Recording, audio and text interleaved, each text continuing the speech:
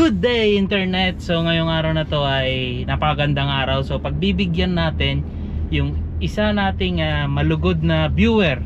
Ayan. So nag-request siya. Sabi niya kwento ko raw yung journey ko papunta dito sa Israel. Ayan.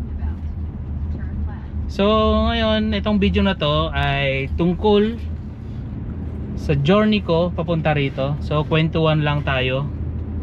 At ikukwento ko sa inyo kung ano yung katarantaduhang ginawa ko para lang makarating dito. Pero as of now, hatid ko muna si Aba. In 400 meters, at the roundabout, continue straight.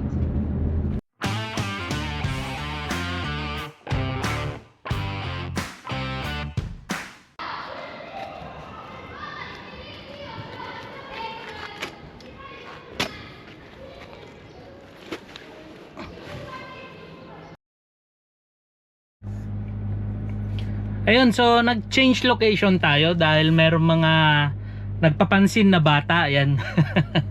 So habang sineset up ko yung camera kanina, so biglang sila nagpatugtog sa speaker. So sobrang lakas. Tapos titinginan sila sa akin, tapos tawanan sila. So dito na lang tayo sa loob ng sasakyan, pero ilalak ko to para walang magbukas. Yan, para safe. So, ang kwento ko ay magsisimula pa ng unang panahon. Joke lang. So, panahon ito ng COVID. Yan. So, nagtatrabaho ako bilang MDRRMO assistant. Yan. Sa Pilipinas. Kung di nyo alam yung MDRRMO, yun yung tinatawag nilang rescue. Yan. So, assistant ako. Then, isa ako sa mga nurse na na-assign sa checkpoint. So dito magsisimula yung kwento ko. So ng mga panahon na yon, lahat ng presyo nagtaasan. So yung sweldo ko na 13,500 yan ay hindi na kasya. Pang 15 days lang. Yun lang. Tapos after the 15 days is yan. Antay ka na lang kung merong mga magbibigay ng mga ayuda. Yan. So doon ako nagsimula. So, habang nagtatrabaho ako sa mga panahon na yun ay napag-isip-isip ko na mag-apply na lang kaya ako mga ibang bansa. So, ngayon nag-search ako sa may POEA. So, POEA pa dati, hindi pa siya DMW. At may dalawang bansa ang hiring. So, Germany hiring ang nurse and Israel hiring ang caregiver. So, unang-una kong in-applyan, Germany. Nag-ayos na ako agad ng mga papers ko. Then, habang tatrabaho ako sa umaga, ay sa gabi, kasi ang duty ko, 6 ng gabi hanggang 6 ng umaga. Yun ang duty ko sa checkpoint. Ako yung nag-iisang nurse doon ng gabi. Nung naayos ko lahat, tumakas ako. Yan, ito kasama dito yung mga katarantaduhan ko. Nung nag-a-apply ako, tumakas ako, hindi ako nagpaalam kasi 'di ba dati kailangan mong kumuha ng travel pass, health certificate. Yan yung mga kailangan mo sa mga checkpoint. And wala ring mga sasakyan, as in zero. Walang mga sasakyan. So buti na lang may nakausap ako. Teka lang. Oops. May pulis, hinuli yung bata. Yun, so hinuli ng mga pulis yung bata. Hinarangan talaga nila, kinorner nila para hindi makalayo. Hindi ko alam, siguro baka nakaw yung bike. Kasi dito sa Israel, yung electric bike mo, kailangan may lisensya yon, tsaka plaka. Yun, so balik tayo sa topic. Yan, so ito yung mga katarantaduhan ko. Tumakas ako. Ako na mismo yung gumawa ng health certificate. Nagprint na lang ako. Ako na rin ang pumirma. At yung COVID pass, ako na bahala doon, ako na lahat. Kasi nga, nagtatrabaho naman ako sa may health sector. So, ako lahat. So, ngayon, nagpatulong ako sa isang kaibigan. Yan. So, salamat, shoutout Kuya Heper. Yan, so sinamahan niya ako. Ginamit namin yung sasakyan niya. Pumunta kami ng Tuguegarao. Kasama ko yung chewin ko. Yan, Tito Noli, shoutout din sa'yo. Yan, so, pagkatapos nun, ay nakareceive ako ng message na magkakaroon ng interview. So, nung mag-i-interview na ako, saktong ano ba tawag dito? Naka-quarantine ako. So, wala akong preparation, naka-quarantine ako. Wala akong dalang magandang damit, wala lahat kasi naka-quarantine ako. So, yun, natapos ko yung interview, and in a few days, lumabas na yung result, and minalas-malas, wala yung pangalan ko. So, bagsak ako. Yan. So, nung nalaman kong bagsak ako, iniisip ko baka siguro hindi para sa akin ang maging nurse sa abroad. So, after that, tuloy pa rin ang buhay, ilang months, na siguro mga 2 months, ganyan. Nandun lang ako sa checkpoint, nagjo-duty, yan, aantay ng ayuda. Then, napag-isip-isip ko ulit, what if subukan ko yung caregiving? And yun nga, biglaan na lang, basta wala nang sabi-sabi.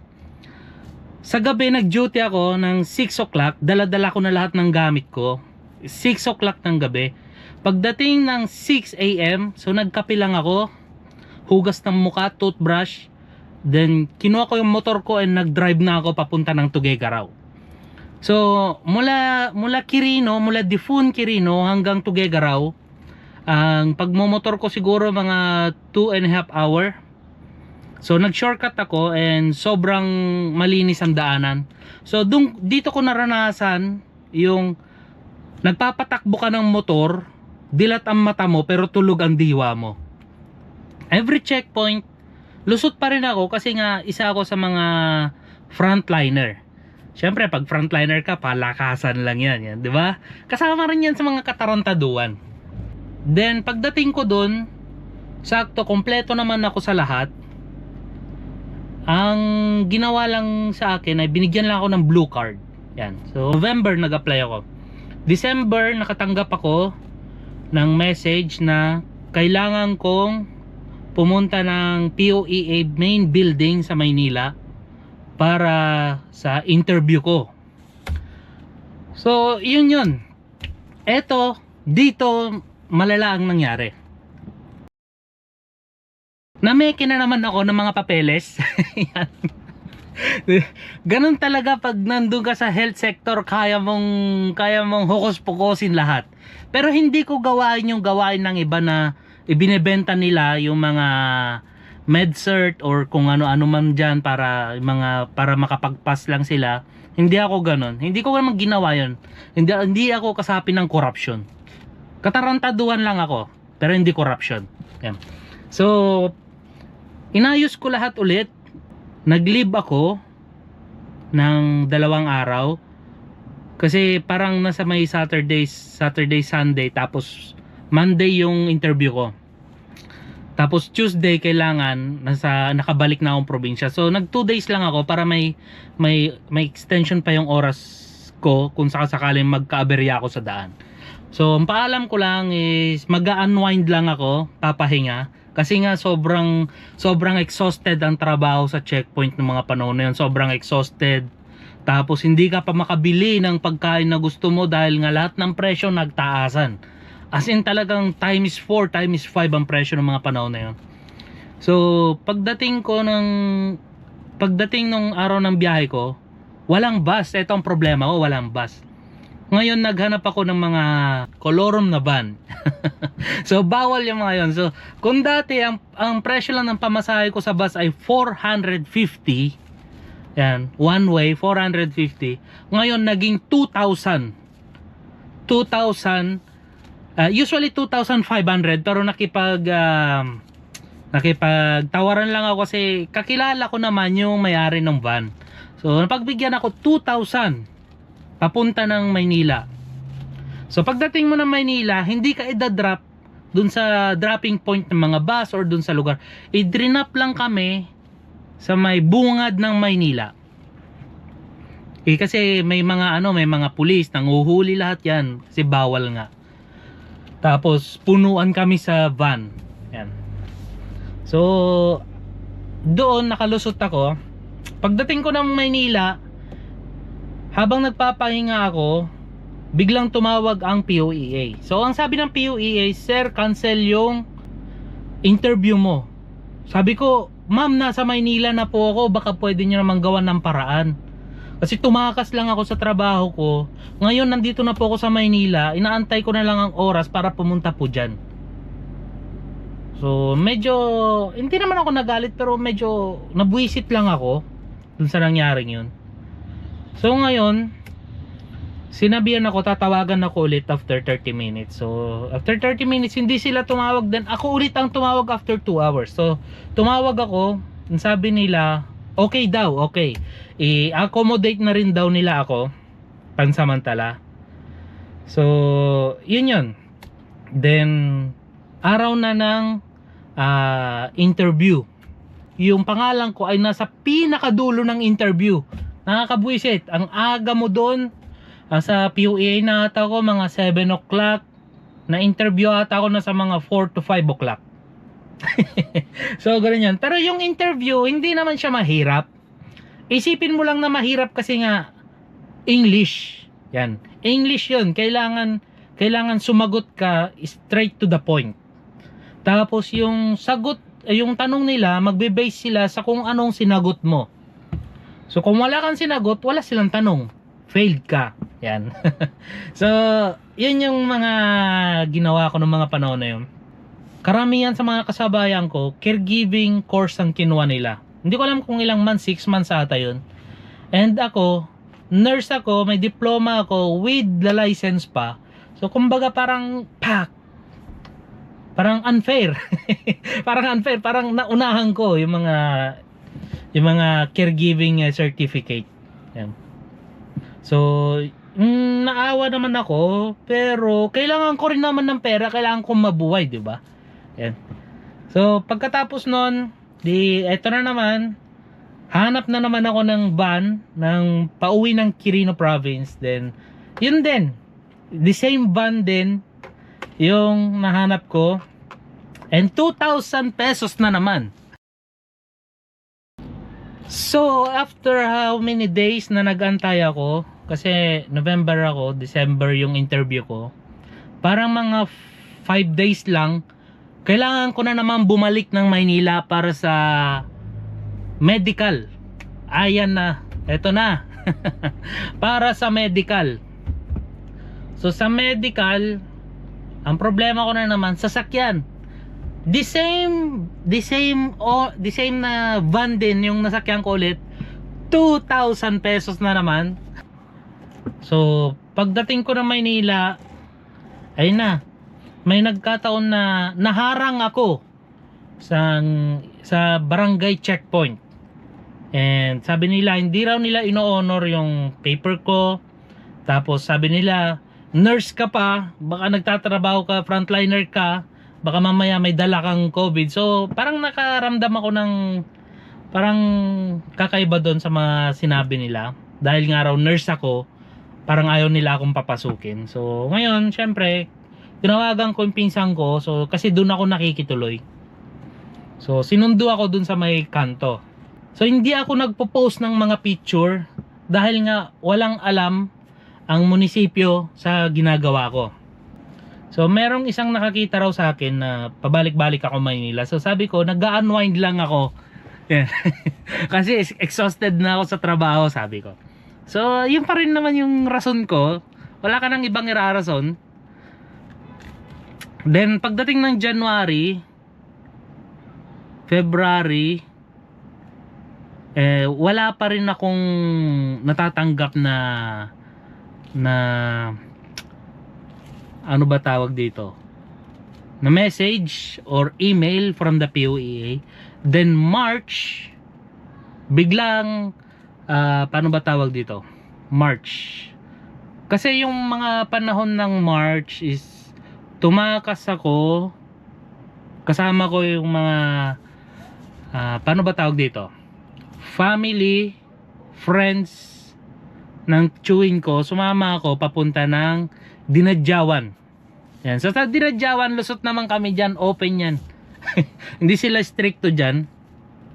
So pumunta kami nagdagat. So habang naliligo kami sa dagat, nakareceive ako na kailangan kong pirmahan yung contract ko. Sabi ko, wow, may kontrata na ako. Talagang hindi ko maisip na ganun lang kabilis. So may kontrata na ako. Kaya nga lang, hindi ko magawa sa araw na yon dahil nga nasa dagat ako. Nag-e-enjoy. Pero nung pagbalik ko sa trabaho ulit, so yun, inaasikaso ko lahat. Then, yun na. Ang ano namin, ang hindi PIDOS. Parang training. Sa language training namin sa POEA ay online. Online yung mga panahon na yun.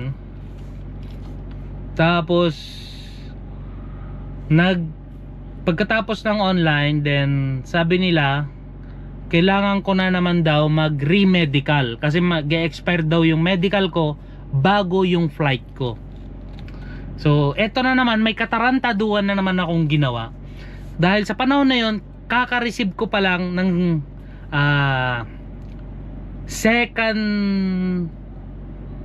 hindi second, ano bang dose yun? Second dose. Kaka-receive ko pa lang ng second dose ng vaccine ko. Eh dun sa medical ko, kailangan ko nang makareceive ng anti-tetano. So tinanong ako kung may na-receive ba akong vaccine this past few weeks. Sabi ko wala. Yan. Para lang makaalis ako, ito na naman yung katarantaduan na to. Then umuwi na naman ako sa amin. So pag uwi ko, nag-prepare na ako. So nakailang pabalik-balik ako sa Maynila. So kulang yung isang buwan na sweldo ko sa lahat ng pamasahe. Yan. So nag-ayos na ako ng gamit ko. Then nag-message sa akin ng nag-email sa akin ng POEA na kailangan ko na magbayad ng plane ticket. So ang plane ticket parang mga nasa around 70 plus ng mga panahon na yun. So kung tinatanong nyo kung magkano ang placement fee is 0. So isa lang kasi ako sa mga naswerteng nabunot papunta rito. Nabunot at pumasa sa mga interview at nabigyan ng visa. Yan. So wala akong binayaran. So yun lang ang ginastos ko, yung plane ticket. And ang plane ticket ko ay syempre sinagot ni Cindy. Yan. Ang babaeng walang pahinga. So ang babaeng walang pahinga, siya ang sumagot yung mga panahon na yun sa plane ticket ko. So nag-leave ako. Nag-leave lang ako kasi hindi ko alam kung magugustuhan ko ba dito sa Israel. Nag-leave lang ako. Sabi ko pagod lang, mamamasyal lang. Pero flight ko na. Yan. So nung nag-flight ako, hindi ako nagpaalam sa mga kaibigan ko. Wala silang idea. So pero nag-iwan na ako ng resignation letter ko. Ang flight ko is June 8, June 9 nandito na ako. So sobrang haba ng biyahe namin dahil na-stuck kami sa Hong Kong ng hindi ko na maalala kung ilang oras pero sobrang haba yun. Sobrang haba. So pagdating ko dito sa Israel, so yung susundo sa akin na taxi papunta sa agency, hindi marunong mag-English. So ito na naman ang problema ko, hindi naman ako marunong mag-Hebrew. Yeah. So from doon papunta sa agency, then sa agency, so first time kong kumain ng falafel. so sabi ko parang kakaiba yung lasa. Hindi ko gusto pa yung mga pagkain noon dito. Kasi naninibago pa ako. So pagdating ko sa agency, ilang oras ako naggantay, then hinatid na ako sa mismong bahay ni Aba. So si Aba, siya yung first employer ko. Yan. So dumating ako sa bahay niya, wala si Aba dun. Nasaan yung alagaan ko? So sabi ng mga anak ni Aba, hindi pa siya na dito nakatira. So nagulat ako, sabi ko, oh. Alam, magbabiyahe ako, wala akong mga bus card, wala akong kaalam-alam sa lugar, Google Map lang ang gamit ko. So sila, sabi nila, magse-set sila ng hindi siya taxi, kotse siya na private, pero tumatanggap ng mga biyahe. Yan. So bumabiyahe ako, ng 7 ng umaga, alis na ako ng bahay. Pupunta ako ng Home for the Aged. Ang tawag nila dito ay Betabot. So pupunta ako doon. Hindi ko rin naaalagaan si Aba doon. Ang gagawin ko lang doon, uupo lang sa tabi ni Aba. Titingnan ko, aaralin ko yung ugali niya, kung paano yung ginagawa nila doon. Dahil nga nakalib pa lang ako doon, so iniisip ko kung maganda ba dito. So June dumating ako dito, July, August nagkagera. Ayan. August nagkagera. 2002 yun eh, nung dumating ako dito.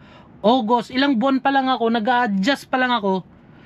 August, 1 week siyang nagkaroon ng missile, gera. So dun pa sa lugar ko, kitang kita mo lahat ng naglili parang mga missile, ang buwisit. So takot na takot ako nun. So after 1 week, ayun nga, after 1 week, hindi na tuloy yung gera. Tinapos na nila agad.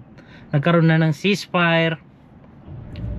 Then August, September parang pinasa ko na yung resignation letter ko. Hindi ko malala kung September.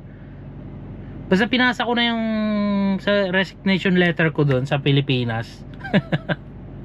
Nakakala ng mga iba is nagbakasyon lang ako, pero dito na pala akong tatrabaho.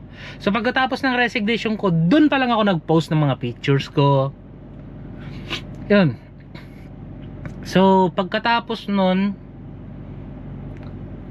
September, October, November, mga around November or December, basta nasa pagitan na yon, nagkaroon na naman ng gera.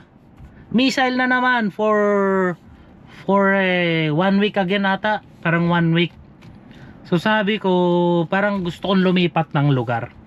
Pero inisip ko naman, mabait si Aba, mabait yung mga anak, tapos libre pa lahat. Kaya nga lang, hindi naman mahirap yung trabaho ko, kaya nga lang yung lugar, wala pa kaming sasakyan nun, hindi pa ako nagda-drive nun dito. So 1 taon mahigit na nandun lang kami sa village, specifically nasa bahay. Andun lang kami 1 taon mahigit. So hindi rin ako makapag-day off kasi ang hirap maghanap ng reliever, lalo na pag malayo ka talaga, yung tirahan mo malayo sa city, malayo sa mga kung saan yung mga Pilipino. Yan. So pagkatapos nun, mga October 7, 2023, dito na nagsimula yung gera. At syempre, hindi ko na ikukwento sa inyo kung ano nangyari sa amin nung gera na yan. Siguro sa mga ibang mga video na lang. Ayun, so wala na yung mga papansin na nagpapatugtog kanina. Umalis na sila kasi doon na ako sa loob ng sasakyan nag-vlog. And yun, so sana nagustuhan nyo yung journey ko dito. Dahil in 5 minutes kailangan ko nang pumasok, dahil break time niya, gagawan ko siya ng kape. So yun, so hanggang doon na lang. So sana nagustuhan nyo. Kung may mga katanungan kayo, suggestion nyo, so sabihin nyo lang sa akin, comment down below. So see you